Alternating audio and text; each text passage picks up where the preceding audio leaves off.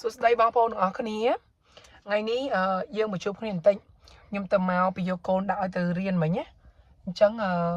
ខ្ញុំឃើញបងប្អូនស្រីម្នាក់ដែលគាត់ចង់បានរូបគ្រីម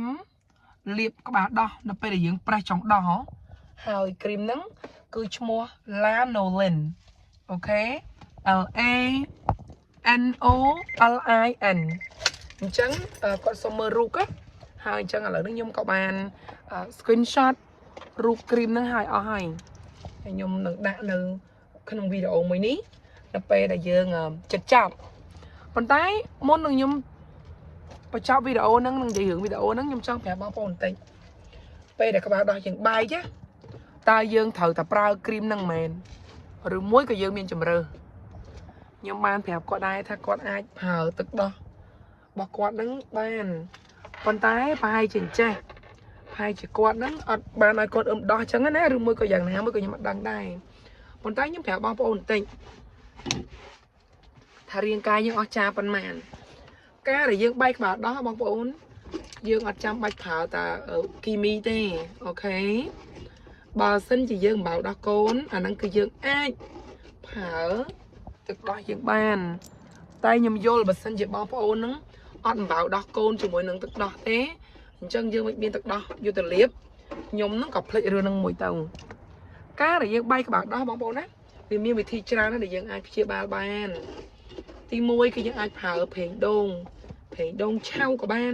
ប្រេងដូងយើងណា coconut oil អូខេអាឆ្អិនក៏បានអញ្ចឹងណាហើយមួយទៀត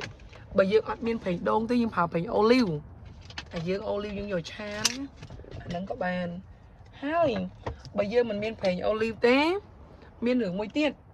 ដែលជារបស់ free មិនចាំបាច់អស់លុយអេម៉ាសេនេះអានេះគឺចំពោះអ្នកដែលឲ្យកូនដោះគឺទឹកដោះយើងឯងទឹកដោះយើងហ្នឹងគឺជាថ្នាំព្យាបាលដ៏ល្អបំផុតសម្រាប់ក្បាលដោះរបស់យើងចម្លែកទេ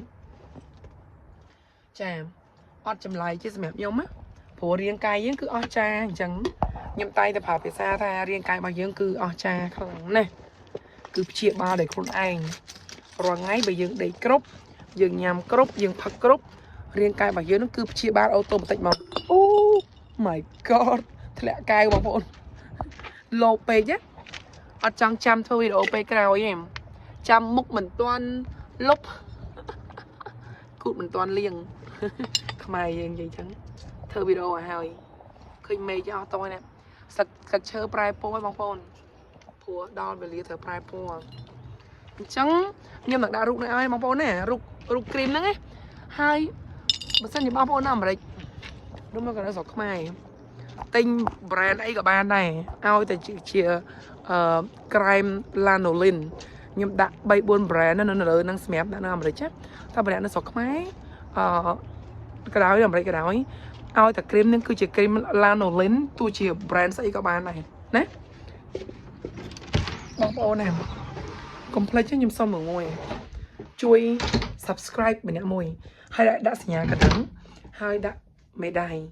ដើម្បីបងប្អូនបានវីដេអូរហូតទី1ទី2ដើម្បីឲ្យ YouTube បញ្ជូនវីដេអូខ្ញុំទៅកាន់តែច្រើនជួយមនុស្សកាន់តែច្រើនធ្វើខ្ញុំមានកម្លាំងធ្វើកាន់តែច្រើន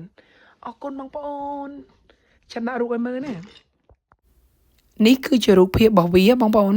ឃើញអក្សរ Lanolin ណា LANOLIN អានេះគឺ brand និង map ផ្សេងណាដែលបងប្អូនអាចជ្រើសរើសបានមើលនេះមានអ្នកចង់ដើមកាន់អញ្ចឹងអាហ្នឹងគឺអញ្ចឹងឯងបងប្អូនសម្រាប់អ្នកនៅខ្មែរគ្រាន់តែប្រាប់គេថា Lanolin cream